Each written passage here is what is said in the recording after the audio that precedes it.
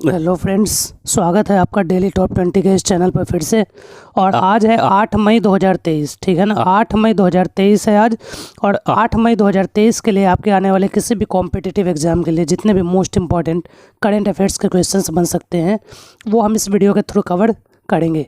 तो अगर आप चैनल पर नए हैं तो चैनल को जरूर सब्सक्राइब करके बेल आइकन दबा लीजिए, ताकि इसी तरह के जो इंपॉर्टेंट करंट अफेयर्स के वीडियोस डेली अपलोड किए जाते हैं वो आप तक टाइम टू टाइम पहुंच सके। तो चलिए आज के टॉप 20 करंट अफेयर्स के क्वेश्चंस को देखते हैं। और आज का जो फर्स्ट क्वेश्चन है वो है 8 मई को कौन सा दिवस मनाया जाता है। क्वेश्चन है 8 मई को कौन सा दिवस मनाया जाता है। इसका जो सही आंसर है वो है विश्व रेड क्रॉस दिवस, ठीक है ना। विश्व रेड क्रॉस दिवस जो है यानी वर्ल्ड रेड क्रॉस डे, वो हर साल 8 मई को मनाया जाता है।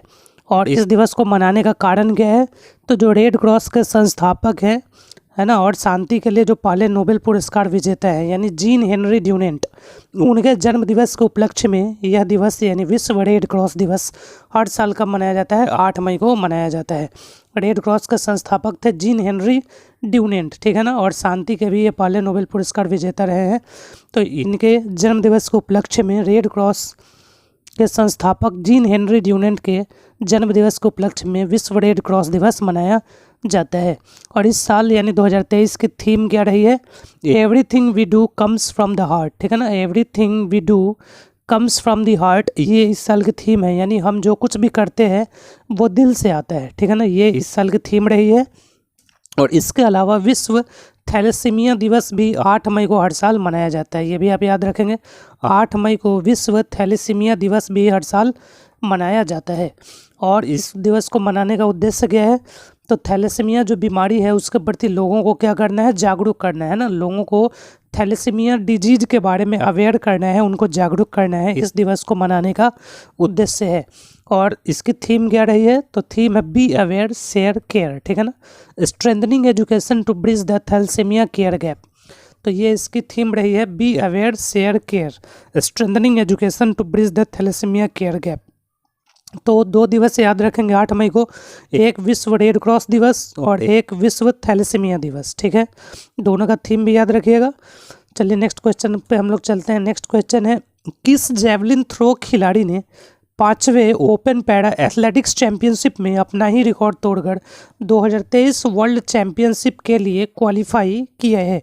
तो कौन से जेवलिन थ्रो खिलाड़ी हैं जिन्होंने 5वें ओपन पैरा एथलेटिक्स चैंपियनशिप में अपना ही रिकॉर्ड तोड़ा है और उन्होंने 2023 का जो वर्ल्ड चैंपियनशिप है उसके लिए क्वालिफाई किया है, तो वो है सुमित अंतिल, है ना। सुमित अंतिल ये एक जेवलिन थ्रो खिलाड़ी हैं, ठीक है ना, जेवलिन थ्रो खिलाड़ी हैं।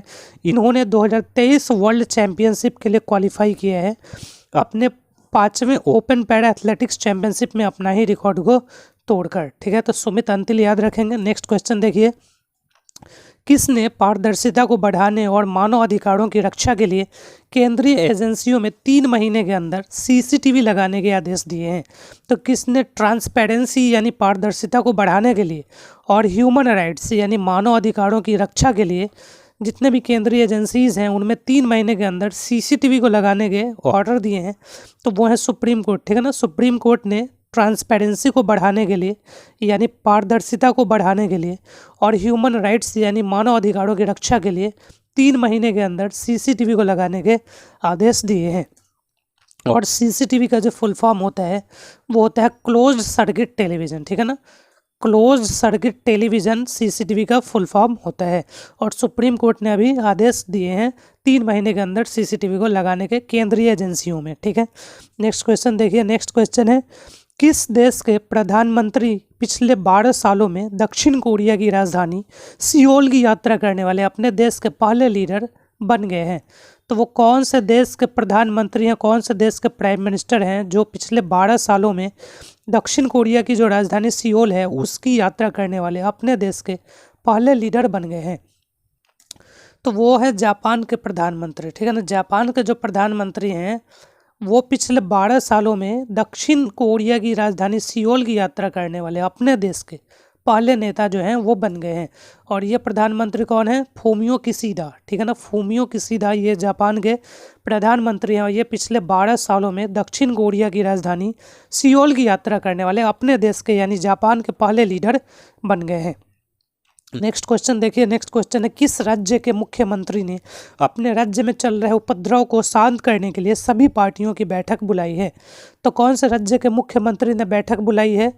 तो ये है मणिपुर, ठीक है ना। मणिपुर के जो मुख्यमंत्री हैं उन्होंने अपने राज्य में चल रहे उपद्रव को शांत करने के लिए अपने सभी पार्टियों की बैठक बुलाई है। और मणिपुर के मुख्यमंत्री कौन है? नोंगथोम्बम बीरेन सिंह, ठीक है ना। नोंगथोम्बम बीरेन सिंह ये मणिपुर के मुख्यमंत्री हैं और इन्होंने अपने राज्य में उपद्रव को शांत करने के लिए सभी पार्टियों की बैठक बुलाई है। नेक्स्ट क्वेश्चन देखिए, नेक्स्ट क्वेश्चन है ब्रिटेन में किस राजा का राज्याभिषेक किया गया है? तो ब्रिटेन में किस राजा का राज्याभिषेक किया गया है? तो ये है किंग चार्ल्स थर्ड, ठीक है ना। किंग चार्ल्स तृतीय ये ब्रिटेन में राजा बने हैं, ठीक है ना, किंग चार्ल्स थर्ड। और इनका राज्याभिषेक जो है अभी किया गया है। कहाँ? ब्रिटेन में। किंग चार्ल्स थर्ड याद रखेंगे।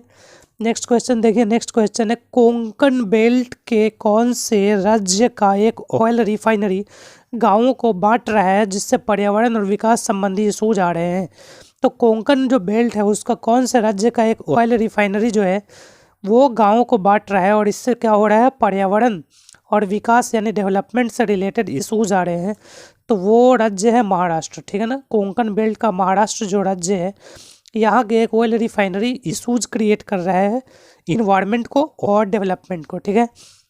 नेक्स्ट क्वेश्चन देखते हैं। नेक्स्ट क्वेश्चन है किसने स्टार्ट नाम से एक ऑनलाइन ट्रेनिंग प्रोग्राम को शुरू किया है? तो स्टार्ट नाम से एक ऑनलाइन ट्रेनिंग प्रोग्राम को किसने शुरू किया है? तो इसको शुरू किया इसरो ने, ठीक है ना। किसने? इसरो ने स्टार्ट नाम से एक ऑनलाइन ट्रेनिंग प्रोग्राम को शुरू किया है। और स्टार्ट का फुल फॉर्म क्या होता है? Space science and technology awareness training. और ये किसके लिए शुरू किया गया है? तो जितने भी पोस्ट ग्रेजुएट यानी पीजी और अंडर ग्रेजुएट यानी यूजी छात्र हैं, है ना, पोस्ट ग्रेजुएट और अंडर ग्रेजुएट छात्र जितने भी हैं उनके लिए ये स्टार्ट नाम से ऑनलाइन ट्रेनिंग प्रोग्राम शुरू किया गया है। और इसका पर्पस क्या है? तो स्पेस साइंस के अलग अलग जितने भी क्षेत्र हैं, जितने भी डोमेन हैं, ठीक है ना, उसके बारे में छात्रों को जानकारी प्रदान करना है, ठीक है। तो ये इसका उद्देश्य है ऑनलाइन ट्रेनिंग प्रोग्राम का कि स्पेस साइंस के जितने भी क्षेत्र हैं, जितने भी डोमेन हैं, उसके बारे में छात्रों को जानकारी प्रदान करना है। और पोस्ट ग्रेजुएट अंडर ग्रेजुएट छात्रों के लिए ये ऑनलाइन ट्रेनिंग प्रोग्राम इसरो ने स्टार्ट नाम से शुरू किया है। नेक्स्ट क्वेश्चन देखिए, मई में किस राज्य के बंदर पोर्ट की आधारशिला रखी जाएगी?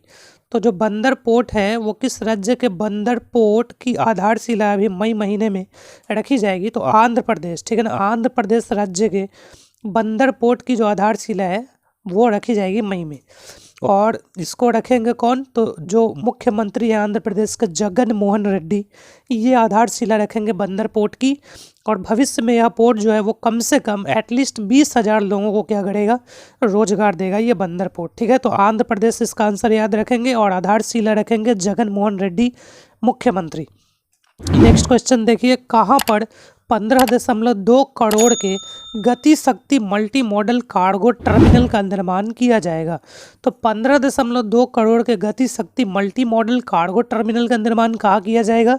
तो ये किया जाएगा गढ़चांदूड़ में, ठीक है ना। गढ़चांदूड़ में, चंद्रपुर जिला महाराष्ट्र में इसका निर्माण किया जाएगा गति शक्ति मल्टी मॉडल कार्गो टर्मिनल का, ठीक है। तो गढ़चांदूड़, चंद्रपुर जिला महाराष्ट्र याद रखेंगे।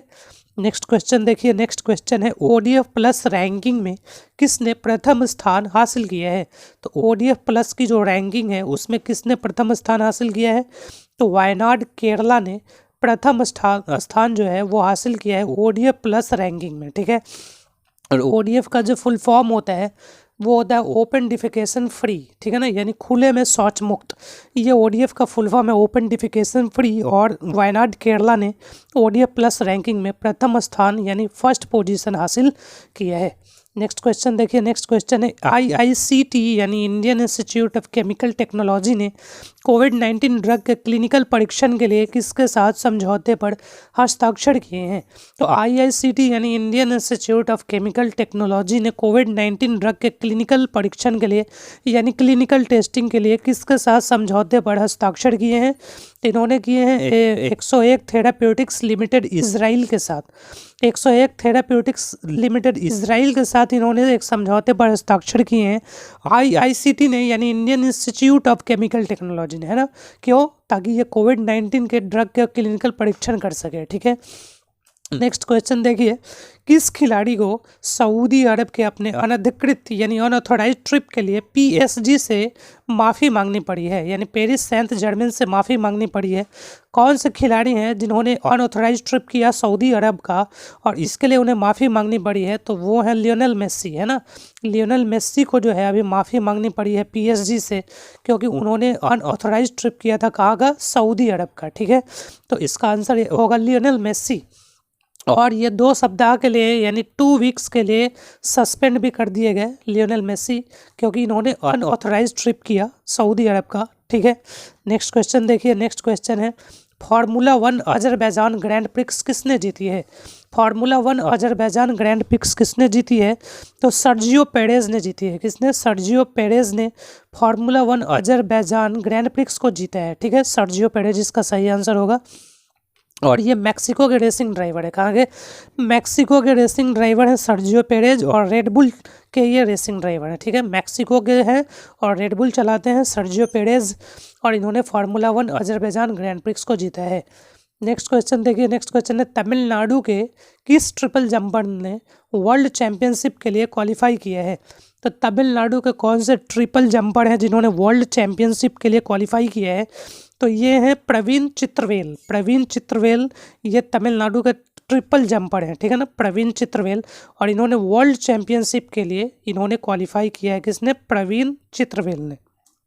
और इन्होंने प्रवीण चित्रवेल एक क्या है? एथलीट है, ठीक है, ये एक जंपर है, और इन्होंने हवाना क्यूबा में रिकॉर्ड को तोड़ा है अभी, और वर्ल्ड चैंपियनशिप के लिए क्वालिफाई किया है। 17.37 मीटर का इनका जंप था, और पुराना जो रिकॉर्ड था 17.30 मीटर का था, और 17.37 मीटर के जंप के साथ हवाना क्यूबा में इन्होंने वर्ल्ड चैंपियनशिप के लिए क्वालिफाई किया है, ठीक है, प्रवीण चित्रवेल ने। ऐसा भी पूछा जा सकता है कि प्रवीण चित्रवेल किस खेल से संबंधित है ना, यानी एक एथलीट है, एक जंपर है, ठीक है, याद रखेंगे प्रवीण चित्रवेल। नेक्स्ट क्वेश्चन देखिए, नेक्स्ट क्वेश्चन है, किस भारतीय महिला वेट लिफ्टर ने एशियन चैंपियनशिप के 55 kg कैटेगरी में सिल्वर मेडल जीता है? तो एशियन चैंपियनशिप के 55 kg कैटेगरी में सिल्वर मेडल को जीता है किसने?